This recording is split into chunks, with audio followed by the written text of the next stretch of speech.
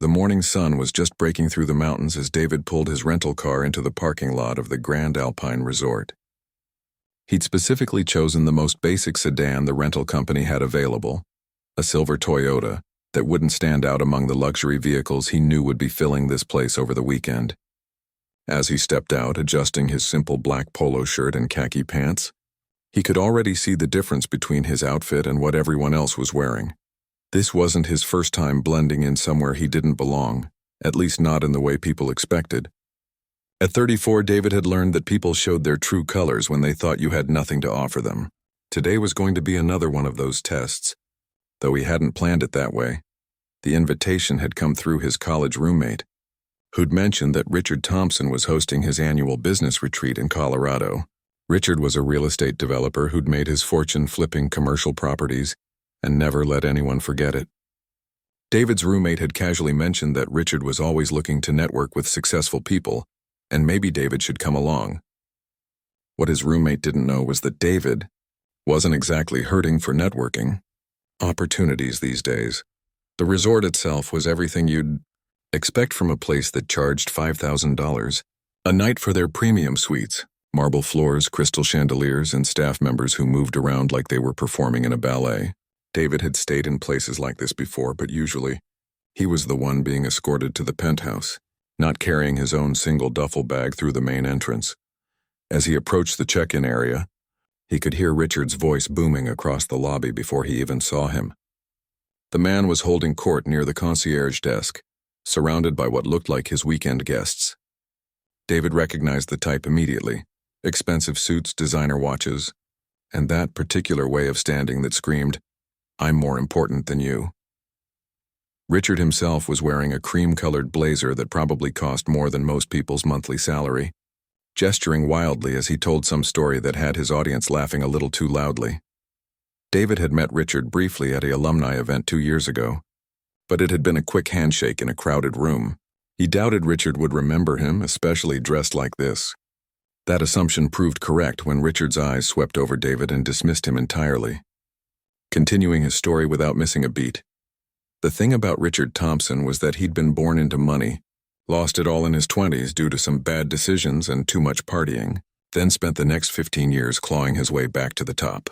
It had made him hungry, which David could respect, but it had also made him mean. Richard had a reputation for stepping on people on his way up, and from what David had heard, success hadn't made him any kinder. David was halfway to the check-in counter when Richard's voice cut through the air like a whip. "Hey, you there!" David turned, knowing exactly who Richard was talking to, but curious to see how this would play out. "Yeah, you with the bag. You're here for the luggage service, right?" Richard was walking toward him now, pulling a set of matching leather suitcases behind him. The cases looked like they could buy a decent used car. David looked around the lobby.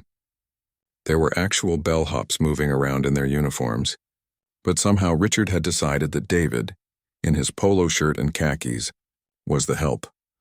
"I need these taken up to the presidential suite," Richard continued, not waiting for an answer. "And be careful with them. That larger case has some important documents, and if anything happens to it, you'll be paying for more than just a replacement."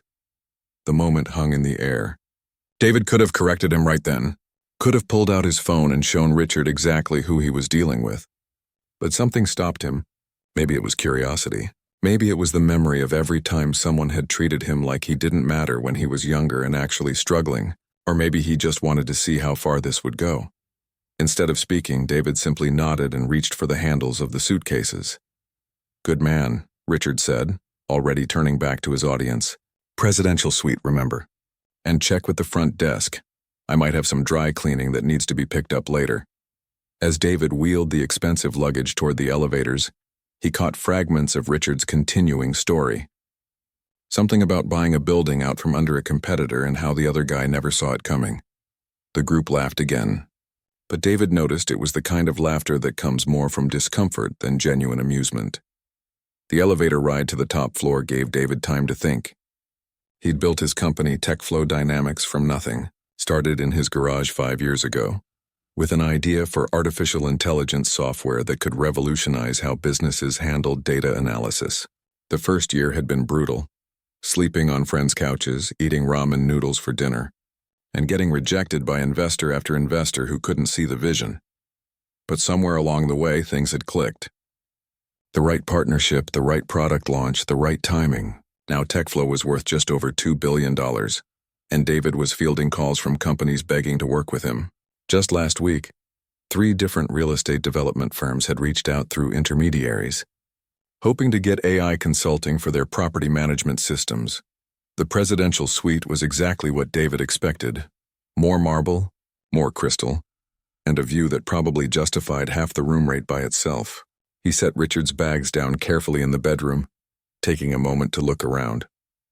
The irony wasn't lost on him that he could buy this entire resort without it making a dent in his personal wealth, yet here he was being treated like the help. As he headed back downstairs, David made a decision. He was going to play this out. Not to be cruel or to set up some elaborate revenge, but because he was genuinely curious. How would these people treat someone they thought was beneath them? How far would their behavior go when they believed there were no consequences? He'd always believed that you could judge a person's character by how they treated people who couldn't do anything for them. Service workers, junior employees, anyone they perceived as having less power. It was a philosophy that had served him well in business. Some of his best partnerships had come from people who'd been kind to his assistant or respectful to the cleaning crew in his office building. When he returned to the lobby, Richard was still holding court, but now the group had moved toward the restaurant area. David could see other guests arriving, and the pattern was already becoming clear. Expensive clothes, expensive cars, expensive attitudes. This was going to be an interesting weekend. David approached the actual check-in counter, where a young woman in a crisp uniform greeted him with a smile that seemed genuinely warm. "Checking in, sir?" "Yes, David Chen. I should be in the system for the Thompson Group." She typed quickly, then looked up with slight confusion. "Mr. Chen, I have you listed here, but there seems to be some kind of upgrade. You're actually booked into the Alpine Suite on the 15th floor." David knew exactly what had happened. His assistant had probably made the reservation and used the company credit card. The hotel had looked up TechFlow Dynamics, seen the corporate account status, and automatically upgraded him. He made a mental note to have a conversation with Janet about keeping things low-key when he specifically requested it. "That's fine," he said, "but could you keep that between us? I'm trying to maintain a low profile this weekend." The desk clerk nodded with the kind of understanding that came from years of dealing with wealthy guests who had their quirks. "Of course, Mr. Chen. Your secret is safe with us." As David headed toward the elevators with his own keycard, he could hear Richard's voice growing louder. The man was clearly settling in for a weekend of being the center of attention. David wondered how long it would take for Richard to realize that the bellhop he'd ordered around was actually worth more than everyone else at this retreat combined. The game had begun, and David was curious to see how it would end. The welcome cocktail party started at 6, and David had spent the afternoon in his upgraded suite, handling some urgent business calls. His company was in the middle of negotiations with a major automotive manufacturer who wanted to integrate TechFlow's AI systems into their production lines. The deal was worth about $400 million, but David had learned early on that appearing too eager could kill even the best opportunities. By the time he made his way down to the resort's main dining room, the party was in full swing. Richard had clearly spared no expense. There were servers carrying silver trays of champagne, a jazz quartet playing in the corner, and enough seafood to feed a small army. David counted about 30 guests, all dressed in the kind of clothes that whispered money rather than shouting it. He'd changed into dark jeans and a navy button-down shirt, still keeping things simple but appropriate for the evening. As he entered the room, several heads turned his way, but not in recognition. More like they were trying to figure out who'd let the casual guy into their exclusive party. David had barely taken 2 steps into the room when Richard's voice cut through the ambient chatter. "Perfect timing," Richard called out, waving David over with the kind of enthusiasm usually reserved for seeing an old friend. "I was just telling everyone about the excellent service here." As David approached, he realized that Richard wasn't talking to him as a guest. The man's entire demeanor was that of someone addressing hired help. "Could you grab me another one of those shrimp cocktails?" Richard asked, not quite looking at David directly. "And maybe check on the champagne situation. I think we're running low on the good stuff." David glanced around the room. There were actual servers moving through the crowd, easily identifiable by their black vests and bow ties. But somehow Richard had decided that David was part of the staff, and apparently that decision was final. "Of course," David said simply, and headed toward the appetizer station. What happened next was like watching a social experiment unfold in real time. As David moved through the room with a plate of shrimp, other guests began to assume he was working the event. It started small, someone asking him where the restroom was, another person handing him an empty glass. But it escalated quickly. A woman in a diamond necklace that probably cost more than most people's houses snapped her fingers at him from across the room. "You waiter, I need this drink refreshed and make sure they use the top shelf vodka this time." David took her glass with a polite nod and headed to the bar. The actual bartender gave him a confused look, but David just smiled and asked for the drink. As he waited, he listened to the conversations flowing around him. "The market's been incredible this year," one man was saying to a small group. "I just closed on 3 properties in downtown Denver. Bought them for nothing when the previous owner got into some legal trouble." "Legal trouble?" someone asked. "Tax issues, I think. Or maybe it was something with his business partner. Doesn't matter, his loss was my gain. Sometimes you've got to be willing to profit from other people's mistakes." The group laughed, but David noticed it was the same uncomfortable laughter he'd heard earlier. These people seemed to bond over stories of stepping on others, like it was some kind of shared hobby. As the evening progressed, David found himself playing an increasingly bizarre role. Richard had apparently appointed himself as David's supervisor, directing him to clear plates, refill drinks, and even clean up when someone spilled red wine on the white carpet. "Can't have the place looking messy," Richard said, handing David a napkin. "That's why we pay you people, right?" The "you people" comment hung in the air for a moment. David took the napkin and knelt down to clean the spill, but he was also taking mental notes. He'd dealt with difficult people in business before, but this was something different. This was cruelty disguised as casual indifference. While he was on his knees cleaning up wine, David overheard a conversation that made his ears perk up. 3 men were standing nearby talking about technology investments. "AI is where the money is right now," one of them was saying. "But it's impossible to get in on the ground floor with the good companies. There's this one firm, TechFlow something, that's supposed to be the next big thing, but they're not taking new investors and their CEO won't even take meetings." "I heard he's some kind of mystery man," another replied. "Built the whole company in secret and now he's worth billions. My investment firm has been trying to get a meeting with him for months. Probably some antisocial tech geek who doesn't understand how real business works," the third man said. "These computer people are all the same. Brilliant with code, useless with people." David continued cleaning the carpet, biting back a smile. If they only knew that the antisocial tech geek they were discussing was currently scrubbing wine stains off their host's floor. The most painful part of the evening came during dinner. Richard had arranged for a formal meal in the resort's private dining room, and somehow, David found himself serving rather than sitting. The other guests had simply accepted that he was part of the staff, and no one questioned why a server was dressed more casually than the others. As David moved around the table, filling water glasses and clearing plates, he listened to conversations that revealed more about these people than they probably intended. There were stories about bankrupting competitors, exploiting legal loopholes, and treating employees like disposable resources. The casual cruelty was breathtaking. One man, a hedge fund manager, told a story about shorting a small company's stock and then spreading negative rumors to drive the price down further. "Destroyed about 300 jobs," he said, cutting into his steak. "But I made $12 million in 2 weeks. Another guest, a woman who owned a chain of retail stores, laughed about paying her workers minimum wage while requiring them to work unpaid overtime. "They're grateful to have jobs," she said. "If they don't like it, they can find work somewhere else." David had to step away from the table at that point, pretending to check on something in the kitchen. The casual way these people discussed ruining lives was making his stomach turn. He'd always known that wealth could corrupt people, but experiencing this level of callousness firsthand was something different entirely. The worst moment came during dessert. David was collecting empty plates when one of the guests, a real estate investor, deliberately knocked over his water glass. The water spilled across the table and onto the man's expensive suit. "Look what you did," the man shouted, jumping up from his chair. "This jacket cost more than you make in a month." You'll be paying for the dry cleaning, and I expect a formal apology." David stood there for a moment, water dripping from the table onto his shoes. Every person in the room was staring at him, waiting to see how he'd react. Richard was watching with obvious amusement, like this was entertainment designed specifically for his benefit. "I apologize," David said quietly. "I'll take care of the cleaning costs." "You bet you will," the man replied, settling back into his chair. "And next time, pay attention to what you're doing." The conversation resumed as if nothing had happened. David cleaned up the water and continued serving, but something had shifted inside him. This wasn't just about observing anymore.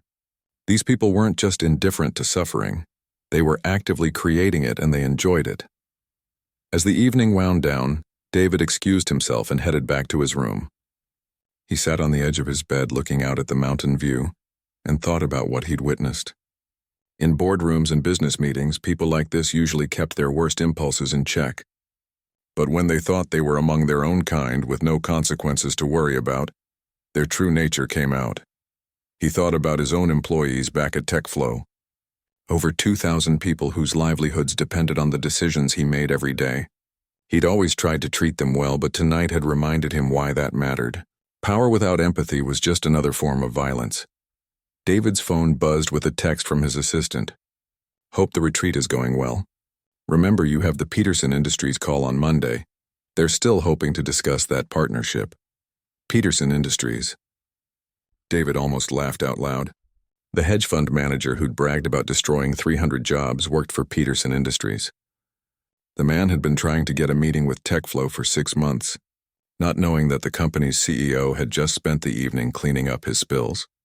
Tomorrow was supposed to bring more networking events and business presentations. David wondered how much more of this behavior he'd witnessed before the weekend was over. More importantly, he wondered if any of these people would recognize him when the truth finally came out. As he got ready for bed, David made a decision. He was going to see this through to the end, no matter how uncomfortable it became.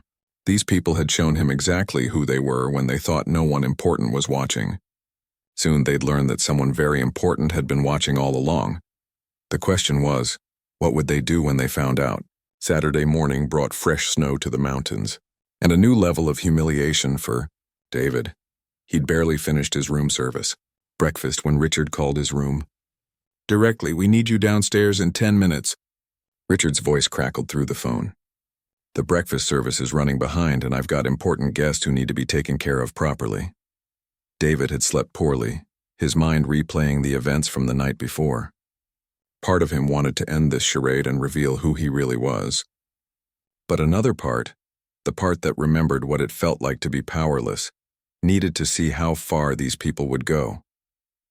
When he arrived in the dining room, the scene was even worse than he'd expected.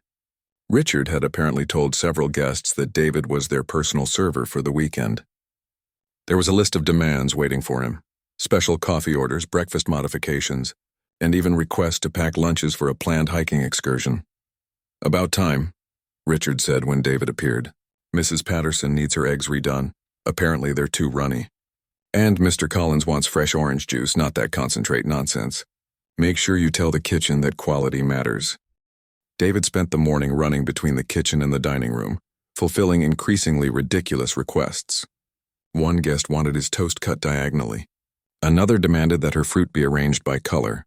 The real servers watched this with obvious confusion, but no one said anything. In the hospitality industry, you learned not to question the strange requests of wealthy guests. The breaking point came when Richard announced his Saturday special event, a business pitch competition where each guest would present an idea, and Richard would award $50,000 to the winner. "It's just for fun," Richard explained to the group. "A little friendly competition to see who's got the best business instincts. Everyone will get 5 minutes to pitch their dream project." David was clearing plates when Richard noticed him listening. "Not you, obviously," Richard said with a laugh. "This is for actual business people. Though I suppose you could tell us about the most efficient way to stack dishes or something." The group laughed, and David felt heat rise in his face, not from embarrassment but from anger. These people had no idea who they were talking to. David had given presentations to Fortune 500 CEOs, pitched to rooms full of venture capitalists, and closed deals worth hundreds of millions of dollars. And they thought he could teach them about stacking dishes.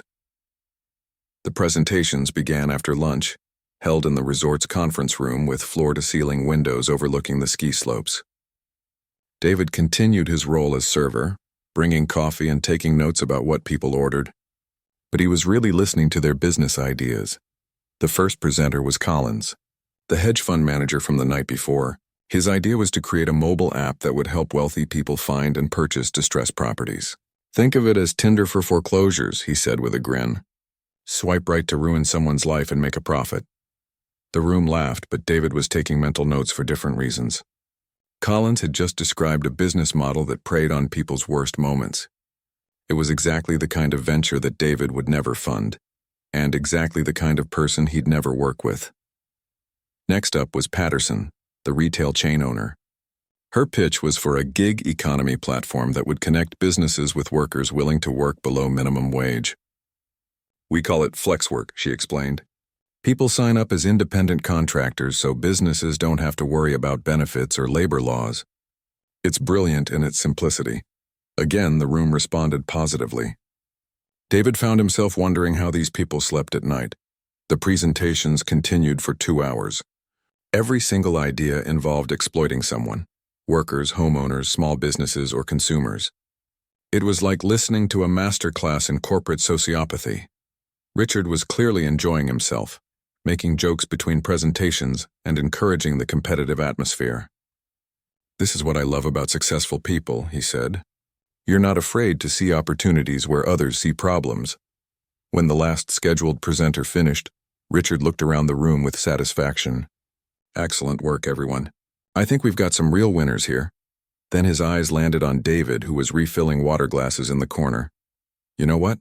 Richard said, his voice taking on that cruel edge David had learned to recognize. "Let's have some real fun.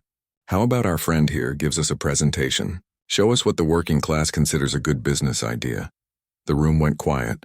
David could feel everyone looking at him, some with amusement, others with uncomfortable anticipation. This was the moment Richard had been building toward all weekend. The ultimate humiliation of someone he considered beneath him. "I wouldn't want to waste anyone's time," David said quietly. "Oh, come on," Richard insisted. "We've got a few minutes left.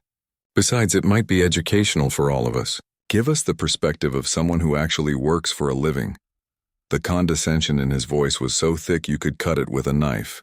David set down the water pitcher and looked around the room. Every face was turned toward him, waiting to see him fail. "All right," David said. "I'll give you a presentation." He walked to the front of the room, and for a moment the casual confidence he'd been hiding all weekend slipped through. When David spoke in boardrooms, he commanded attention. When he pitched to investors, he sold vision. When he explained his technology to partners, he changed how they thought about their entire industry. "I want to talk to you about artificial intelligence," David began. The room shifted slightly. This wasn't what they'd expected. "Not just any AI," David continued, "but artificial intelligence that can revolutionize how businesses understand their own data. Imagine a system that doesn't just analyze information, but actually predicts market trends, identifies opportunities, and optimizes operations in real time." He had their attention now. Even Richard had stopped smirking. "Current AI systems are reactive," David explained, warming to the subject. "They analyze what's already happened and give you reports about the past.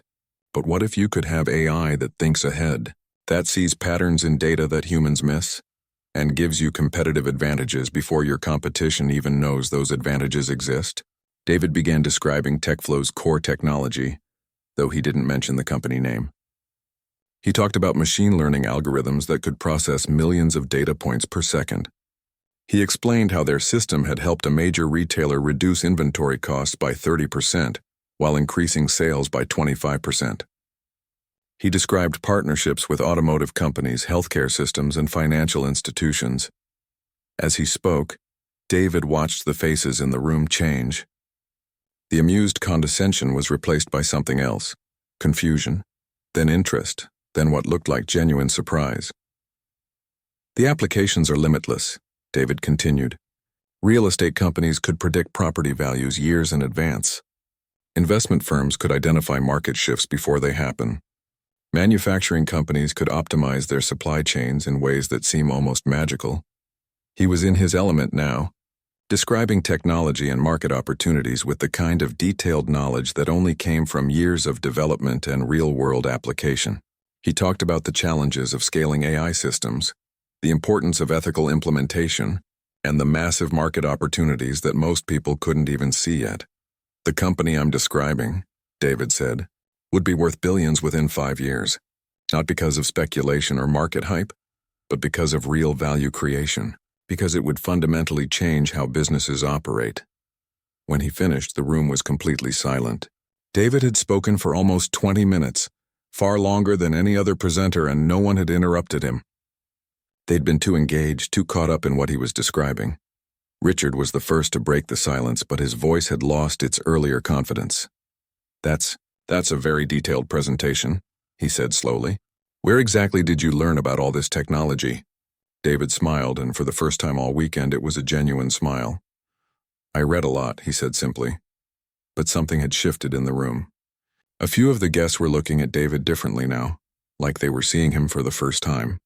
One woman, a venture capitalist named Victoria Chen, was staring at him with an expression that looked almost like recognition. She pulled out her phone and began typing quickly, searching for something. David watched her face change as she found whatever she was looking for. Her eyes widened, then she looked back at David, then back at her phone. "Excuse me," she said, her voice slightly shaky. "But what did you say your name was?" David looked at her for a long moment. The game was almost over, and part of him was relieved. "I didn't," he said. "But it's David. David Chen." Victoria's phone nearly slipped from her hands. She showed the screen to the person sitting next to her, who immediately went pale. Word began to spread around the room like wildfire, phones coming out, frantic searches beginning. Richard was still oblivious, but David could see the recognition spreading through the group like a wave. Soon everyone would know. Soon, the weekend would take a very different turn. The question was, what would Richard do when he realized that the person he'd been treating as hired help was actually worth more than everyone else in the room combined? Victoria Chen sat frozen in her chair, staring at her phone screen like it contained the secrets of the universe. The Forbes article she'd found was titled "The Invisible Billionaire: How David Chen Built TechFlow Dynamics into a $2.1 billion Empire." While flying under the radar, the photo showed the same man who had just delivered the most impressive business presentation she'd heard in years, the same man who had been serving her coffee all weekend. She nudged the investor sitting next to her, Robert Kim, and showed him the screen. Robert's face went through the same transformation: confusion, disbelief, then dawning horror as he realized the magnitude of what had been happening. "Oh my God," Robert whispered, loud enough for the people around him to hear. "Do you know who that is?" The question spread through the room like spilled wine, staining everything it touched. Phones came out rapidly as people began searching for David Chen, TechFlow Dynamics, and anything else they could think of. The comfortable superiority that had filled the room moments before was evaporating fast. Richard, meanwhile, was still completely oblivious to what was happening. He was focused on David, clearly annoyed that his weekend entertainment had turned into something more serious than he'd planned. "That was quite a performance," Richard said, his voice dripping with fake praise. "Very creative. Almost had me believing you actually knew something about business. But I think we've had enough fantasy for one afternoon." He gestured dismissively toward the door. "Why don't you go check on the kitchen? See if they need help with dinner preparations. The adults have some real business to discuss." The insult hung in the air like a toxic cloud. David stood at the front of the room, watching as more and more people discovered who he really was. Some were showing their phones to others, some were staring at him in shock, and a few looked like they wanted to disappear entirely. Victoria Chen couldn't take it anymore. She stood up abruptly, her chair scraping against the floor with a sound that cut through the tension. "Richard," she said, her voice tight with barely controlled panic, "do you have any idea who you've been talking to?" Richard turned to her with irritation. "Of course I do. He's part of the resort staff. Been doing a decent job all weekend, actually. Though he's obviously got some delusions about understanding business." Victoria held up her phone, showing the Forbes article. "This is David Chen, founder and CEO of TechFlow Dynamics. His company is worth over $2 billion. The room went dead silent. Richard stared at the phone for a long moment, then looked at David, then back at the phone. You could actually see his brain trying to process information that didn't fit with his worldview. That's impossible, Richard said finally. Look at him. Look at how he's dressed. He's been cleaning up our plates all weekend. Because you told him to. Victoria's voice was rising now. You've been ordering around one of the most successful tech entrepreneurs in the country, like he was your personal servant. Other voices began joining in as people found more articles, more information about David and his company. The room filled with a chorus of shocked murmurs and increasingly panicked conversations. TechFlow just signed a deal with Ford worth $400 million. Someone called out. He's been on the cover of Business Week 3 times in the past year. Another person added, my investment firm has been trying to get a meeting with him for 8 months, Robert Kim said, his voice hollow with realization. David remained calm throughout this revelation, watching Richard's face cycle through emotions like a broken slot machine. Confusion gave way to disbelief, disbelief to dawning understanding, and understanding to something that looked like pure terror. This is some kind of joke, Richard said, but his voice lacked conviction. Some kind of setup. Why would someone like that be here, dressed like that, acting like... Like what? David asked quietly. Like someone you could order around? Like someone whose dignity didn't matter? Like someone you could humiliate for your own entertainment? The words hit Richard like physical blows. He opened and closed his mouth several times, but no sound came out. Victoria was frantically scrolling through her phone, finding more information. It says here that TechFlow turned down 3 different acquisition offers last year. Google offered $1.8 billion and he said no. He said no to Google, Richard. He's been featured in Harvard Business Review as one of the most innovative leaders of his generation, someone else added. The Wall Street Journal called him the quiet genius reshaping artificial intelligence. Another voice chimed in. Each new piece of information was like another nail in Richard's coffin. The man who had spent the weekend demonstrating his superiority over everyone around him was slowly realizing that he'd been humiliating someone who could buy and sell him without thinking twice about it. David finally spoke, his voice cutting through the chaos in the room. I came here because my college roommate thought I might enjoy networking with successful people, he said. I dressed casually because I prefer to see how people treat others when they think there's nothing to be gained from being kind. The room was so quiet. You could hear the snow falling outside. I've learned a lot this weekend, David continued. I've learned about ideas for businesses that profit from other people's suffering. I've learned about people who think cruelty is entertaining. I've learned about what happens when people believe they're surrounded only by others who share their values. Richard tried to interrupt, but David held up a hand. I'm not finished, David said, and something in his tone made it clear that he was no longer playing the role of submissive staff member. This was the voice of someone accustomed to being listened to, someone whose words carried weight and consequence. Mr. Thompson, you spent this weekend teaching me exactly who you are. You showed me how you treat people you believe are beneath you. You demonstrated the kind of character that drives your business decisions and personal relationships. David looked around the room, making eye contact with several of the guests. All of you did, he said, and now you know who I am. The question is, what do you think that means for your futures? The implications were starting to sink in. TechFlow Dynamics was one of the most sought-after partnerships in the technology world. David's personal investment portfolio included stakes in dozens of companies. His recommendation could make or break business deals worth hundreds of millions of dollars. Richard finally found his voice, though it came out as little more than a croak. David, this is all a misunderstanding. I had no idea who you were. If you had known, you would have treated me differently, David finished. You would have been respectful and kind because you thought it might benefit you. But you weren't respectful to who you thought I was. You weren't kind to someone you believed had nothing to offer you. Richard's face was now a sickly shade of pale green. Please, you have to understand. I was just having some fun. I didn't mean anything by it. I treat all my staff well, ask anyone. David pulled out his phone and scrolled through his messages. Actually, I've been getting some interesting calls this weekend. 3 different real estate development companies have been trying to set up meetings with TechFlow. They want to discuss AI integration for property management systems. He looked directly at Richard. One of those companies was Thompson Development Group. Your assistant has been calling my office for 6 weeks, hoping to schedule a presentation. The blood drained from Richard's face entirely. His company had been struggling lately, and the TechFlow partnership was supposed to be his salvation. The AI integration could revolutionize his property management operations and give him a massive competitive advantage. That meeting, Richard said slowly. Is it still? What do you think? David asked. The room was watching this exchange like a tennis match, heads turning back and forth between the two men. Everyone understood what was happening. Richard had just destroyed the most important business opportunity of his career by spending a weekend humiliating the person who controlled it.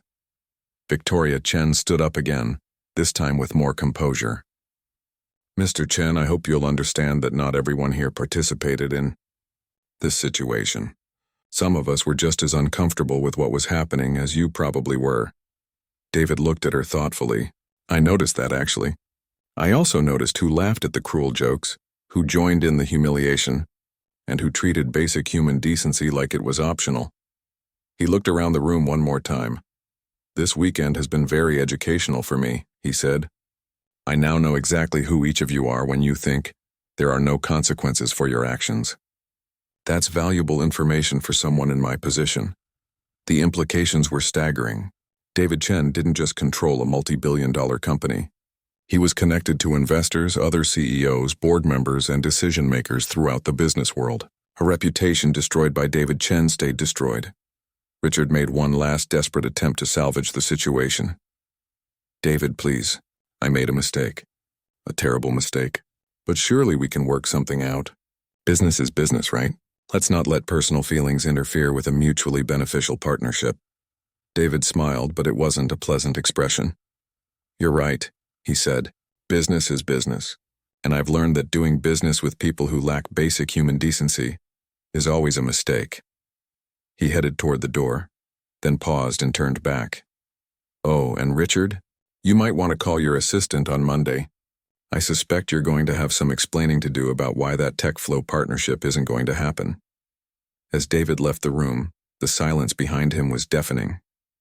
30 successful, powerful people sat in stunned quiet, realizing that their weekend of networking had turned into a career-defining disaster. For some of them, the damage could be repaired with sincere apologies and genuine change. For others, particularly Richard, the consequences were just beginning. Monday morning came faster than Richard Thompson had hoped. He'd spent Sunday in his hotel room, alternating between panic attacks and frantic phone calls to his legal team, his publicist, and anyone else he thought might be able to help him salvage the disaster his life had become in the span of 48 hours. The first sign that his weekend had consequences beyond just a missed business opportunity came at 6 a.m., when his phone started buzzing with calls from reporters. Somehow word had gotten out about what had happened at the retreat. The story was already spreading through business circles like wildfire. Real estate mogul humiliates billionaire tech CEO for entire weekend, not knowing who he was dealing with. By 8 a.m., Bellhop billionaire was trending on social media. Someone had leaked details about the weekend, complete with photos from the resort and quotes from witnesses. The narrative was devastating.